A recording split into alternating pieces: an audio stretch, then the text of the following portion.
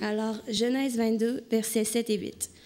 Alors Isaac, parlant à Abraham, son père, dit, « Mon père. » Et il dit, « Me voici, mon fils. » Isaac reprit, « Voici le feu et le bois. Mais où est l'agneau pour l'holocauste? » Abraham répondit, « Mon fils, Dieu pourvoira lui-même de l'agneau pour l'holocauste. » Et ils marchèrent tous deux ensemble. Béni soit la parole du Seigneur. Amen. Amen.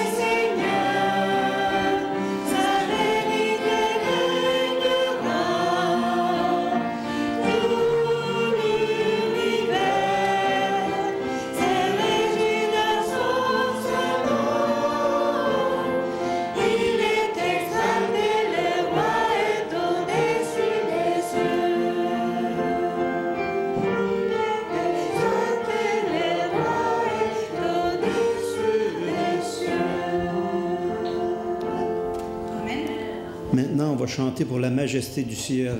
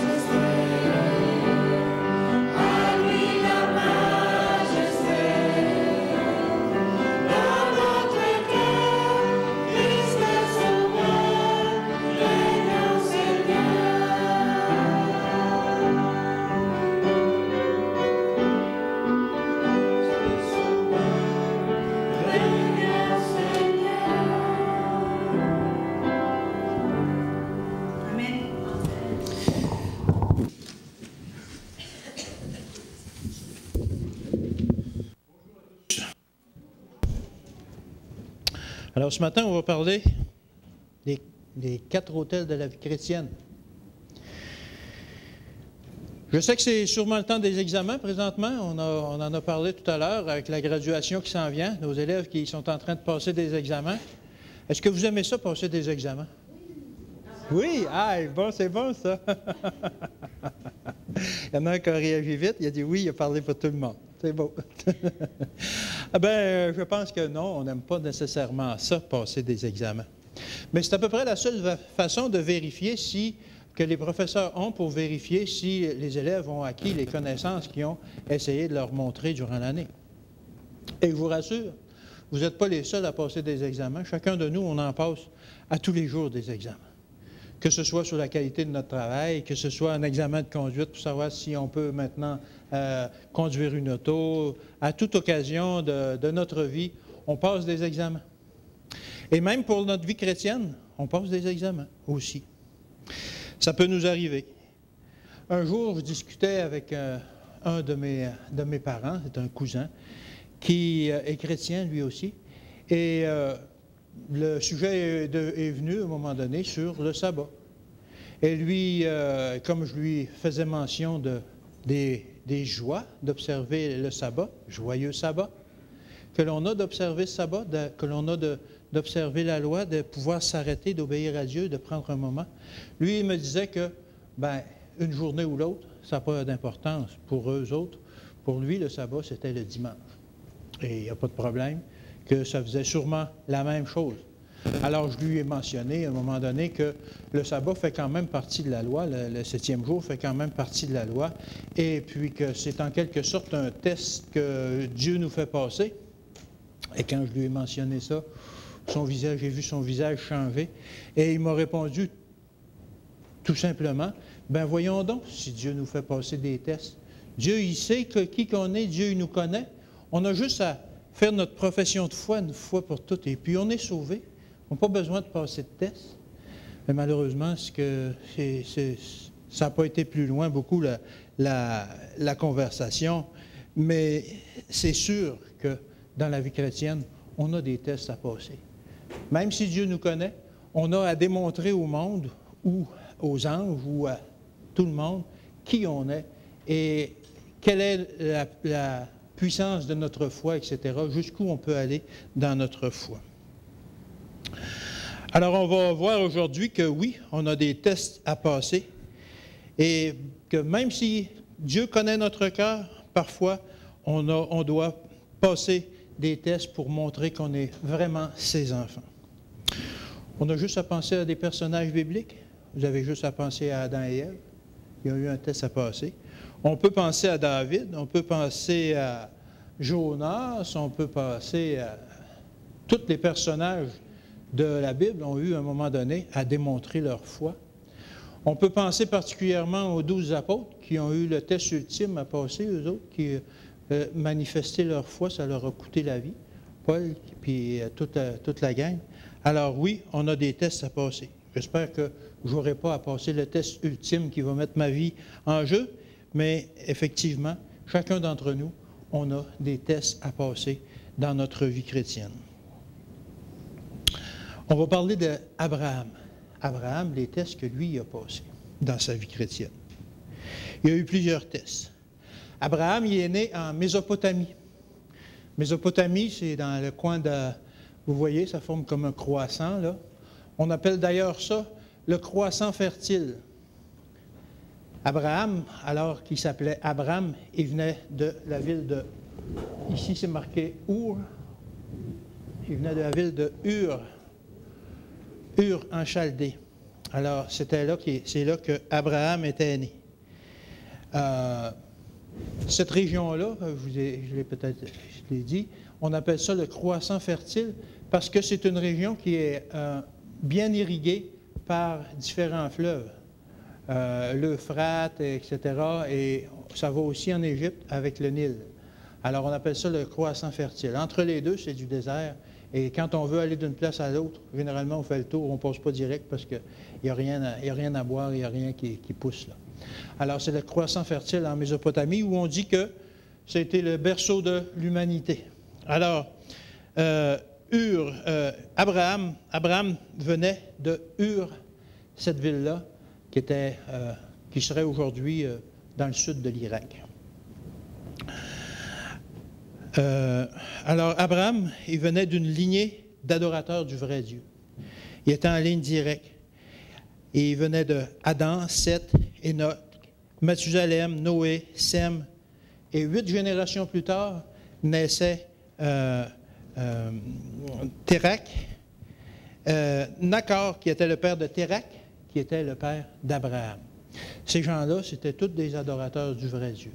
Malheureusement, dans ce lieu-là, à Ur, et à cette époque-là, étaient entrés aussi d'autres dieux, des gens qui adoraient d'autres dieux, et c'était la mode à ce temps-là. Mais malgré tout, Abraham était resté fidèle à Dieu. Mais Dieu avait des grands projets pour Abraham. Il devait le former pour une grande mission. C'est pour cette raison qu'il lui a demandé de partir d'Ur. Genèse 11 au verset 31.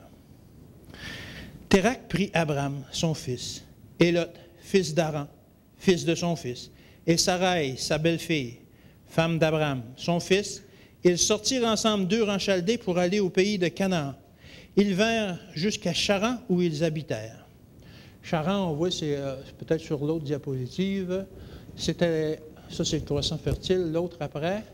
Charan, c'est direct en haut, là. On voit le trajet qu'Abraham a fait.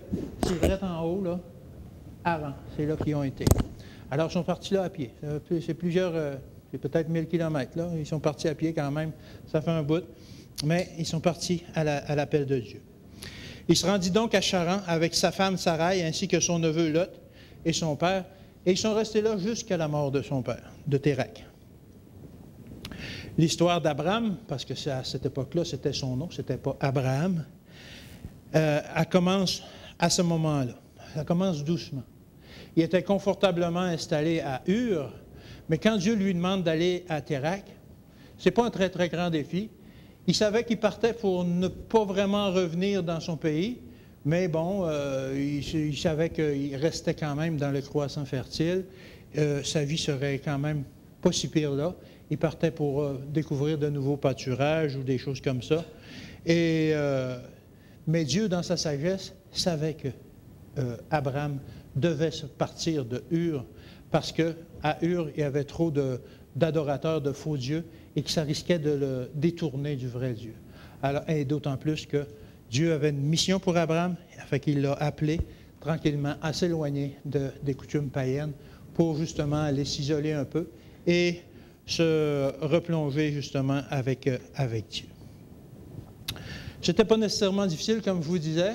C'était un défi quand même si Abraham, à ce moment-là, avait déjà beaucoup de troupeaux. C'était déjà quelqu'un de riche. Il y avait quand même beaucoup d'employés ou d'esclaves pour lui, qui travaillaient pour lui, de gens qui travaillaient pour lui. Alors, il est parti tranquillement avec son père, son neveu et son épouse. Et ils sont montés justement plus au nord, à Charan. Ce n'était pas ni effrayant, ni désagréable. C'était comme une belle aventure. Lorsqu'on se convertit, c'est un peu la même chose pour nous. On découvre une merveille lorsqu'on connaît Dieu. Et c'est pas tellement difficile d'adapter notre vie, de rejeter les dieux païens, etc., et de marcher avec Dieu vers les premiers buts qui nous mènent. On n'a pas à tout changer dans notre vie. Ça va graduellement. Ça nous demande certains changements, comme Dieu a demandé à Abraham, mais il peut nous demander de changer des choses aussi pour nous protéger, justement, parce qu'il y a des choses qui sont là qui pourraient nous détourner. Mais on est prêt à changer notre environnement, justement, pour nous sortir un peu de l'environnement du péché dans lequel on est, et on est prêt à déménager. Alors Abraham se retrouve donc, après la mort de son père, en charge à Charan, et il se retrouve, après la mort de son père, en charge de toute la famille, de toutes les possessions familiales, etc., etc., etc. Il est maintenant plus mûr, il a mûri, il a 75 ans, et il est maintenant plus apte à accomplir la mission que Dieu lui a demandée. Alors ça va commencer à être un peu plus sérieux dans sa vie. Genèse 12, versets 1 à 4. L'Éternel dit à Abraham, « Va-t'en de ton pays, de ta patrie, de la maison de ton père dans le pays que je te montrerai. Je ferai de toi une grande nation et je te bénirai. Je rendrai ton nom grand et tu seras une source de bénédiction. Je bénirai ceux qui te béniront et je maudirai ceux qui te maudiront. Et toutes les familles de la terre seront bénies en toi. » Abraham partit comme l'Éternel le lui avait dit. Lot partit avec lui. Abraham était âgé de 75 ans lorsqu'il partit de Charan. Alors là, il est au nord et Dieu l'appelle à entrer vraiment dans le pays de Canaan dans ce qu'on appelle aujourd'hui le pays d'Israël. Alors, c'est une grande demande de la part de Dieu. C'est une grande demande parce que là, ça demande de lui faire confiance plus et de partir. Mais il y a des grandes promesses aussi rattachées à ça. Chaque fois que Dieu demande quelque chose à ses enfants, chaque fois qu'il nous demande quelque chose, il expose les choses clairement. Il nous fait des promesses, oui. Il dit qu'il va nous bénir, oui. Mais il nous demande de changer des choses. Et il nous compte pas de mentir. Il nous dit exactement qu'est-ce qu'il en est. Oui, ça va être difficile. Oui, tu dois faire un grand voyage. Oui, tu as beaucoup de biens, puis tout ça, il faut que tu emmènes tout ça, c'est compliqué. Mais bon, je vais te bénir. Dans le cas d'Abraham, il lui promettait de bénir sa postérité qui deviendrait une grande nation. Alors, c'est de cette façon, c'est la seule façon que Dieu peut nous bénir, c'est que l'on marche avec lui. Si Abraham avait refusé puis qu'il serait resté là où il était, Dieu aurait pu difficilement accomplir la promesse. Et la promesse va avec les choses qui sont un peu plus désagréables parfois. Mais Dieu nous fait des promesses, Dieu nous dit qu'est-ce qu'il y en est, et puis là, il nous dit, ben vas-y, fais-les, fais ce que je te demande, et tu verras bien si je ne te bénis pas. Et généralement, normalement, toujours, Dieu nous bénit. Et c'est de cette façon-là aussi que pour nous aussi, on doit avancer dans notre relation avec Dieu. Notre relation avec Dieu devient à ce moment-là plus personnelle, plus réelle, plus tangible, plus serrée. On continue. Genèse 12, versets 5 et 7 maintenant. Alors, Abraham prit Sarai, sa femme, et Lot, fils de son frère, avec tous les biens qu'il possédait et les serviteurs qu'il avait acquis à Charan. Son troupeau avait grandi et il y avait encore plus de serviteurs. Ils partirent pour aller dans le pays de Canaan, et ils arrivèrent au pays de Canaan. Abraham parcourut le pays jusqu'au lieu nommé Sichem, jusqu'aux chaînes de Mamré, de Moré. Les Cananéens étaient alors dans le pays. L'Éternel apparut à Abraham et dit, « Je donnerai ce pays à ta postérité. » Et Abraham bâtit là un autel à l'Éternel qui lui était apparu. Alors Abraham a obéi. Abraham a accompli ce que Dieu lui avait demandé. Abraham construisit un autel pour Dieu. Premier autel, l'autel de la conversion. Pour Abraham, ce départ, ce n'était pas un départ qui pouvait expliquer, comme lorsqu'il était parti de Ur en disant « Je vais découvrir des terres nouvelles. Je m'en vais voir si c'est plus vert là-bas, tout ça. Je m'en vais avec mon père et ma famille. » Cette fois-là, il n'y avait pas de raison vraiment de partir, sinon que c'était une raison spirituelle. Et on ne peut pas expliquer à un païen des choses spirituelles parce que les choses spirituelles ne s'expliquent que par des raisons spirituelles. Quand on est convaincu de quelque chose, et on l'est convaincu spirituellement, et Abraham est parti justement, et c'est ça. Et les actions spirituelles, comme je vous disais, c'est ce qui démontre la vraie conversion. Alors Abraham a bâti son premier autel, l'autel de la conversion. C'est l'autel où on décide que Dieu est notre Seigneur, puis qu'on décide de lui obéir malgré tous les problèmes, les choses que ça peut nous occasionner. On décide d'aller par la foi et on est vraiment convaincu qu'on a choisi d'aller avec Dieu. C'est l'autel de la conversion. Le second autel qu'Abraham a bâti, c'est venu assez rapidement. Genèse 12 au verset 8. Il se transporta de là vers la montagne à l'orient de Béthel. Et il dressa ses tentes, ayant Béthel à l'occident et Haï à l'orient. Il bâtit encore là un autel à l'Éternel et il invoqua le nom de l'Éternel. Deuxième autel à Béthel. C'est là que Abraham a bâti le deuxième autel. Béthel, on doit le voir en plein milieu sur la diapositive. Le nom de Béthel signifie maison de Dieu ou maison de prière. Béthel, c'est un endroit où on rencontre Dieu. Béthel, c'est un endroit où on a notre maison de prière. On doit tous aller à Béthel. Dans notre cheminement de vie chrétienne, il faut aller à Béthel. Il faut construire un autel à Béthel. Après la conversion, vient la relation plus intime par la prière avec Dieu. C'est l'autel, justement, de la communion. Nous devons aller à Béthel. C'est à cet endroit qu'Abraham a vraiment développé une relation intime avec Dieu. C'est à cet endroit qu'Abraham a appris à communiquer vraiment avec Dieu, à développer une relation serrée. Abraham a développé à Bethel une relation de prière journalière avec Dieu. Abraham n'est pas redevenu un grand homme par accident. On ne construit pas une maison par accident. Abraham est devenu un grand homme parce qu'il a mis les efforts. Tout comme on construit une maison en y mettant les efforts. Chaque jour, un petit peu, chaque jour, un petit peu, aussi bien pour la construction d'une maison que pour la construction de notre vie chrétienne. C'est en développant cette relation-là avec Dieu journellement, par la prière, que l'on devient justement un grand homme. Il nous faut aller à Bethel chaque jour, chacun d'entre nous. Il nous faut construire notre autel à Bethel.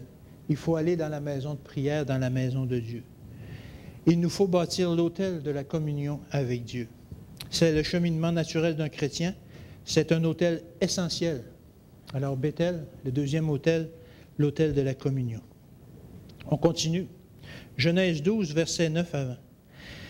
Abraham continua ses marches, et s'avançant vers le midi, il y eut une grande famine, dans le pays. Et Abraham descendit en Égypte pour y séjourner, car la famine était grande dans le pays. Comme il était prêt d'entrer en Égypte, il dit à Sarai, sa femme, « Voici, je sais que tu es une femme de belle figure. Quand les Égyptiens te verront, ils diront, c'est sa femme, et ils me tueront et ils te laisseront la vie. Dis, je te prie que tu es ma sœur, afin que je sois bien traité à cause de toi, et que mon âme vive grâce à toi. » Lorsque Abraham fut arrivé en Égypte, les Égyptiens virent que la femme était fort belle. Les grands de Pharaon la virent aussi et la vantèrent à Pharaon. Et la femme fut amenée dans la maison de Pharaon. Il traita bien Abraham à cause d'elle. Et Abraham reçut des brebis, des bœufs, des ânes, des serviteurs, des servantes, des ânesses et des chameaux. Mais l'Éternel frappa de grandes plaies Pharaon et sa maison au sujet de Sarai, femme d'Abraham. Alors Pharaon appela Abraham et dit, « Qu'est-ce que tu m'as fait? Pourquoi m'as-tu pas déclaré que c'est ta femme? Pourquoi as-tu dit, c'est ma sœur? Aussi l'ai-je prise pour ma femme. Maintenant, voici ta femme, prends-la et va-t'en. » Et Pharaon donna ordre à ses gens de le renvoyer, lui et sa femme, et tout ce qui lui appartenait. Alors, après avoir développé une relation de confiance certaine en Dieu à Bethel, voici le premier test sérieux qui est donné à Abraham. Malheureusement, il a échoué. Il n'aurait pas dû dire que c'était sa sœur, même si c'était une demi-vérité ou un demi-mensonge. Il aurait dû faire entièrement confiance en Dieu, qui aurait pu le protéger dans cette épreuve-là.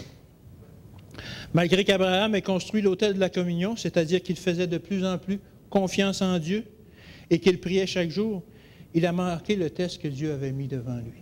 Ça peut nous arriver aussi. Ça peut nous arriver de manquer un test. Mais il ne faut pas s'écraser avec ça. Il faut revenir plus fort. Il faut reconstruire l'autel de la communion et continuer justement à développer notre relation. Abraham aurait dû s'en remettre complètement à Dieu pour sa protection ainsi que pour celle de sa famille. Tout comme Abraham, nous devons donc aller plus loin dans notre processus de construction d'autel. La vie d'un chrétien ne s'arrête pas à la construction de la première ni de la deuxième autel. Il y en a encore d'autres à construire après ça. La famine se termine. Abraham et sa famille reviennent à Canaan. C'est à ce moment qu'éclate la querelle entre les bergers d'Abraham et ceux de Lot. On continue dans notre récit. Genèse 13, versets 7 à 13. Il y eut querelle entre les bergers des troupeaux d'Abraham et les bergers des troupeaux de Lot. Les Cananéens et les Phérésiens habitaient alors dans le pays. Abraham dit à Lot, « Qu'il n'y ait point, je te prie, de dispute entre moi et toi, ni entre mes bergers et tes bergers, car nous sommes frères. Tout le pays n'est-il pas devant toi? Sépare-toi donc de moi. Si tu vas à gauche, j'irai à droite. Si tu vas à droite, j'irai à gauche. » Lot leva les yeux et vit toute la plaine du Jourdain qui était entièrement arrosée. Avant que l'Éternel eût détruit Sodome et Gomorrhe, c'était jusqu'à Tsoar, comme un jardin de l'Éternel, comme le pays d'Égypte. Lot choisit pour lui toute la plaine du Jourdain et il s'avança vers l'Orient. C'est ainsi qu'ils se séparèrent l'un de l'autre. Abraham habita dans le pays de Canaan et Lot habita dans les villes de la plaine et dressa ses tentes jusqu'à Sodome. Les gens de Sodome étaient méchants et de grands pécheurs contre l'Éternel. Alors Abraham commença à mûrir dans sa spiritualité. Il avait appris un peu de sa leçon d'Égypte et de tout son cheminement. Il faisait de plus en plus confiance en Dieu. Qu'il n'y ait point, je te prie, de dispute entre moi et toi. Si tu vas à gauche, j'irai à droite. Si tu vas à droite, j'irai à gauche. Il dit, fais le premier choix, je te laisse le premier choix. Abraham aurait pu dire, vu qu'on est dans les montagnes, j'aimerais ça aller rester dans la plaine. Il fait, c'est beau tout ça. Non, non. Cette fois-là, il dit, je m'en remets au choix. Ce que Dieu va décider pour moi, je vais l'accepter, c'est correct. Et Lot a choisi la plaine, alors lui, il est resté dans la montagne et il n'y avait pas de problème avec ça. Il laisse le premier choix à Lot et il accepte. Il comprenait qu'il devait faire confiance en Dieu cette fois-là. Et que ce que Dieu avait en réserve pour lui, il l'accomplirait de toutes les façons. Même s'il restait dans les montagnes, il n'y aurait pas de problème. L'autel de la communion qu'il avait construit, le deuxième autel, commençait à faire ses effets. On continue notre lecture. Genèse 13, versets 14 à 18 maintenant. L'Éternel dit à Abraham, après que Lot se fut séparé de lui, « Lève les yeux, et du lieu où tu es, regarde vers le nord et le midi, vers l'Orient et l'Occident. Car tout le pays que tu vois, je le donnerai à toi et à ta postérité pour toujours. Je rendrai ta postérité comme la poussière de la terre, en sorte que si quelqu'un veut compter la poussière de la terre, ta postérité aussi sera comptée. Lève-toi, parcours le pays dans sa longueur et dans sa largeur, car je te le donnerai. » Abraham leva ses tentes et il vint habiter les chaînes de Mamré, qui sont près d'Hébron, et il bâtit là un autel, le troisième autel, l'autel de l'Alliance. L'autel que Dieu fait des promesses et que l'homme obéit. À cet autel, il est temps de nous unir avec Dieu. C'est un autel de l'Alliance. Il est temps d'affirmer notre foi en Dieu. Une alliance, ça implique que deux parties décident et choisissent de travailler ensemble. Quand on s'allie à quelqu'un, c'est parce qu'on veut travailler dans le même but. Et qu'on veut travailler l'un et l'autre à atteindre le même but. Quel est ce but? Vous vous souvenez du premier autel qui était l'autel de la communion? L'autel de la communion où on a fait que Dieu était notre Seigneur et Sauveur. Alors maintenant, si on fait l'autel de l'Alliance, si on bâtit l'autel de l'Alliance, c'est qu'on veut s'allier à lui pour travailler à son travail qu'il a lui-même. Qu'on veut s'allier au travail qu'il a lui-même, qui est d'atteindre chaque homme, chaque personne sur la terre pour justement les sauver. Alors, s'il est notre Seigneur, c'est donc lui qui dirige, c'est lui qui décide à quelle tâche nous devons nous consacrer. Au troisième autel, notre propre vie s'efface donc et devient alliée à celle de Dieu. C'est maintenant à sa tâche que nous sommes appelés à collaborer. C'est pour accomplir son travail que nous nous sommes alliés avec lui. Abraham avait compris tout ça. Abraham, dans son cheminement, avait compris. Durant son séjour à Mamré, lorsqu'on lit dans l'esprit de prophétie, on voit que sa réputation s'était étendue loin, loin autour. Abraham était un homme puissant. Il y avait beaucoup de gens à son service et beaucoup de troupeaux. Il était connu, sa réputation s'était étendue. Il était considéré par les nations qui l'entouraient comme un prince puissant et sage. Et pour lui, sa religion, ce n'était pas une affaire personnelle. Sa religion, pour lui, c'était une affaire qu'il devait partager avec tous les gens. Alors, il y a beaucoup de gens qui passaient sur ces terres, qui venaient le visiter, qui s'arrêtaient pour avoir de la nourriture ou de l'eau. Et chaque fois, Abraham profitait de ces moments-là pour témoigner. Plus encore même, sa vie elle-même, son caractère, sa justice, faisait qu'il démontrait l'amour et l'alliance qu'il avait avec Dieu. Lorsque Sodome a été attaqué, vous connaissez l'histoire, et que les gens de la ville ainsi que Lot et sa famille furent amenés captifs, Abraham a levé une armée dans son propre clan pour délivrer. Et qu'est-ce qu'il a fait? Il n'a rien gardé de ce qui appartenait à Sodome. Il a juste gardé quelque chose pour payer sa dîme, pour dire, Abraham avait bâti l'autel de l'alliance. Il travaillait maintenant en alliance avec son maître. Est-ce que vous avez construit votre troisième autel, l'autel de l'Alliance? Est-ce que vous avez construit votre autel de l'Alliance? Avez-vous décidé de vous consacrer au travail que Dieu met devant vous, que votre Seigneur et Maître met en place pour vous? C'est le temps de construire cet autel, si vous êtes rendu là. Il est temps de vous mettre au travail au service de Dieu. Ce travail que Dieu veut accomplir par nous et par son Église est d'atteindre chaque personne qui nous entoure, chaque personne sur la terre vivant dans le monde, pour lui leur offrir le cadeau de la vie éternelle que Dieu nous a si gracieusement offert. Voulez-vous accomplir ce travail pour lui? Voulez-vous construire votre autel de l'Alliance, le troisième autel?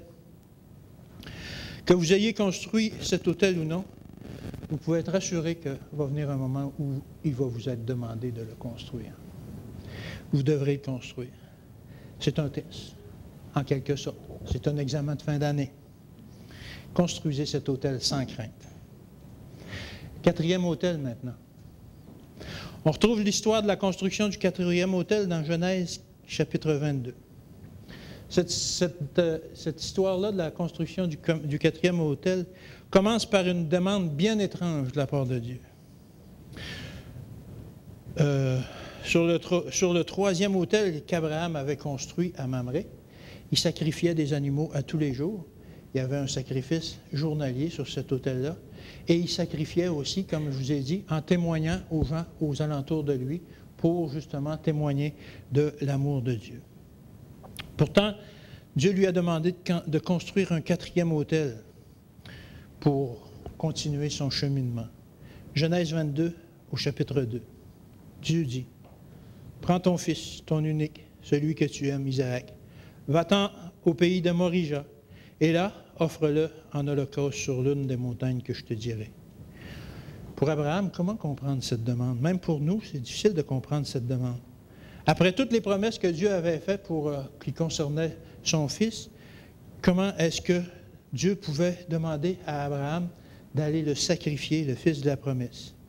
C'était bien Isaac qu'il demandait, c'était pas à qui s'adressait pour offrir un sacrifice, c'était le fils de la promesse. Il l'avait bien désigné lorsqu'il lui avait demandé. Si Abraham avait pu, il n'aurait pas construit ce quatrième autel. Il serait arrêté au troisième. C'est bien plus facile de juste prendre l'alliance, tout ça. Quand vient le temps de construire le quatrième autel, ça peut être pas mal plus difficile. Et il serait arrêté au troisième. Mais dans notre cheminement de la vie éternelle, on est tous appelés à construire le quatrième autel. Qui plus est, pour Abraham, la construction de ce quatrième autel, ça venait d'une prière qu'il avait faite. Abraham avait voulu voir le Sauveur. Abraham avait compris de plus en plus le sacrifice qui était à venir, mais il avait voulu voir le Sauveur. On retrouve ça dans Jean 8, au verset 56. « Abraham, votre père, a tressailli de joie de ce qu'il verrait mon jour. Il l'a vu et il s'est réjoui. » La manière qu'il l'a vu, c'est sûr qu'il parlait à Dieu directement à ce moment-là, mais la manière qu'il l'a vu aussi, c'est lorsqu'il a été demandé d'offrir son fils en sacrifice lui-même. Il a compris vraiment qu'est-ce que Dieu était pour faire.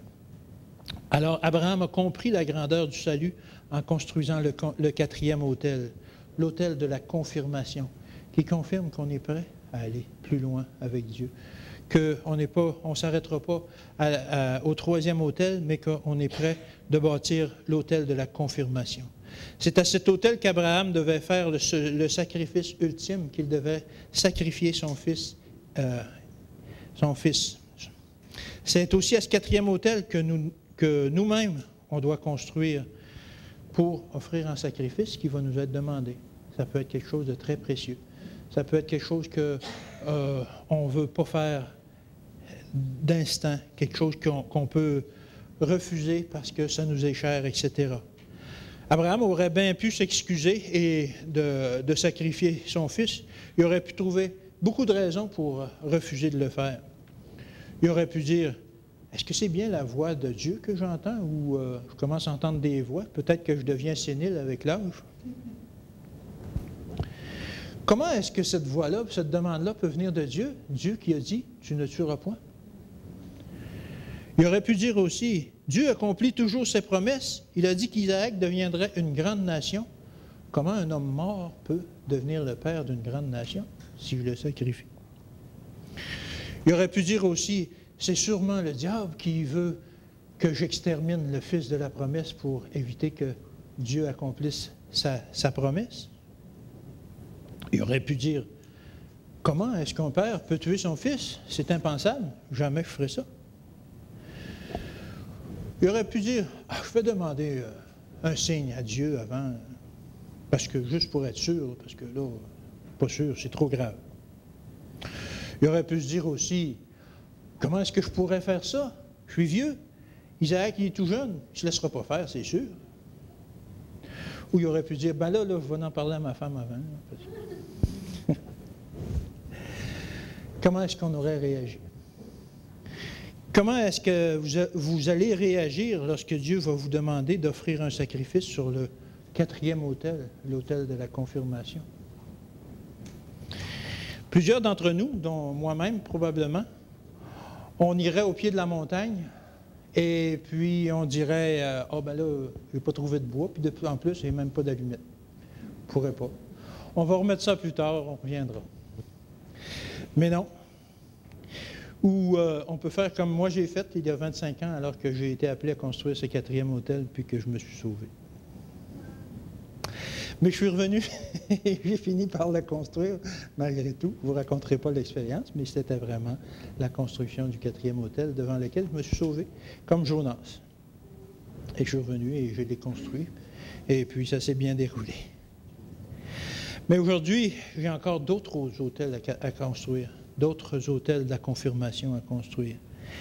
Et c'est l'autel qui affirme que nous avons confiance en Dieu et que nous avons remis toute notre vie entre ses mains. Est-ce que vous êtes prêts à construire ce 4e autel? Heureusement, Dieu, dans sa sagesse, a laissé le temps à Abraham de bien mûrir sa décision. Il n'a pas dit, va après-midi, là, tu vas sacrifier ton fils. Il a dit, va sur la montagne que je vais t'indiquer. Et ça a pris un trajet ça a pris 3 jours pour s'y rendre. Durant les 3 jours, qu'est-ce que vous pensez qui a tourné dans la tête d'Abraham? Comment ça va arriver? Comment est-ce que, toutes les questions que j'ai posées plus tôt, comment est-ce que le fils de la promesse, si je le sacrifie, comment ça va se réaliser? Malgré tout, durant ces 3 jours-là, Abraham est resté confiant. Abraham est resté très confiant. On voit ça dans Genèse 22, je n'ai pas inscrit le verset, mais Abraham dit à ses serviteurs, « Restez ici avec l'âne. Moi et le jeune homme, nous irons jusque-là pour adorer, et nous reviendrons auprès de vous. » Abraham savait il ne savait pas comment ça se passerait, mais il savait que lui et son fils reviendraient auprès des serviteurs. Et il avait vu juste, parce que dans Genèse 22, au verset 11 et 12, « Alors l'ange de l'Éternel l'appela des cieux et dit, « Abraham, Abraham, et il répondit, « Me voici. » Et l'ange dit, « N'avance pas ta main sur l'enfant, et ne lui fais rien, car je sais maintenant que tu crains Dieu et que tu ne m'as pas refusé ton fils, ton unique. » Et au verset 13, maintenant, « Abraham leva les yeux et vit derrière lui un bélier, retenu dans le buisson par les cornes. Et Abraham alla prendre le bélier et l'offrit en holocauste à la place de son fils. » Alors, le 4e autel, maintenant, l'autel de la confirmation, prend une autre signification, l'autel de la substitution. Tout comme Jésus qui s'est offert en sacrifice pour payer pour nos péchés, Dieu a fourni le bélier pour Abraham pour offrir le sacrifice. Jésus nous offre aujourd'hui le même service. Peu importe quel sacrifice il va nous demander d'offrir, d'immoler sur le 4e autel, l'autel de la confirmation, il va nous offrir en même temps que cet autel devienne un autel de la substitution. Parce qu'il va nous donner la force, il va nous donner la foi, il va nous donner les moyens pour accomplir ce sacrifice sur l'autel de la confirmation. Alors, à quel autel, jusqu'à quel autel on va se rendre? 1er, 2e, 3e, 4e autel? Il faut construire dans la vie d'un chrétien les 4 autels de la vie du chrétien. Marchons comme Abraham. Genèse 22, versets 7 et 8. Alors Isaac, parlant à Abraham, son père, dit, « Mon père. » Et il répondit, « Me voici, mon fils. » Isaac reprit, « Voici le feu et le bois, mais où est l'agneau pour l'holocauste? » Abraham répondit, « Mon fils, Dieu se pourvoira lui-même de l'agneau pour l'holocauste. » Et ils marchèrent tous deux ensemble. Alors je vous invite à marcher et à construire le 4e autel de la vie du chrétien, et Dieu pourvoira pour le sacrifice qui va y être offert.